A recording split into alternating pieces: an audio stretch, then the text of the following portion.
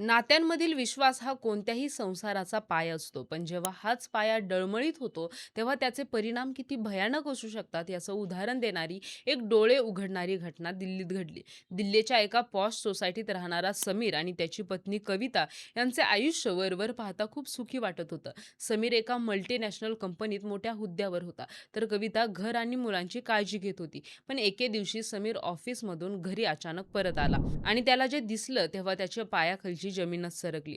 कविताने तिच्या gym trainer सोबत गेल्या 6 महिन्यापासून विवाहबाह्य संबंध ठेवले होते. संतापाच्या भरात आणि विश्वासाला तडा गेल्याच्या वेदनेने समीरने टोकाचे पाऊल उचलले, ज्याचं रूपांतर एका भीषण घरगुती हिंसेत आणि नंतर पोलीस कोठडीत झालं. एका चुकीच्या निर्णयामुळे 2 मुलांचं भविष्य आणि हसतं खेळतं घर क्षणात उद्ध्वस्त झालं.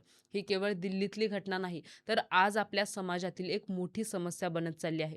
पूर्वी विवाहबाह्य संबंधांच्या बातम्या क्वचितच कानावर पडायच्या, पण आज सोशल मीडिया आणि बदलत्या जीवनशैलीमुळे हे प्रमाण प्रचंड वाढते. एक्स्ट्रा मॅरिटल अफेअर्स हे केवळ शारीरिक आकर्षणापुरते मर्यादित राहिलेले नाहीत, तर त्यात भावनिक गुंतवणूक देखील मोठ्या प्रमाणावर होतीये. नवरा बायकोच्या पवित्र नात्यात तिसऱ्या व्यक्तीचा शिरकाव का होतो? लोक आपल्या जोडीदाराची फसवणूक का करतात? या प्रश्नांची उत्तरं शोधणं आज काळाची गरज बनली आहे. या एका गोष्टीमुळे केवळ 2 व्यक्ती वेगळ्या होत नाहीत, तर 2 कुटुंब आणि मुलांचं आयुष्य कायमचं विस्कळीत होतं.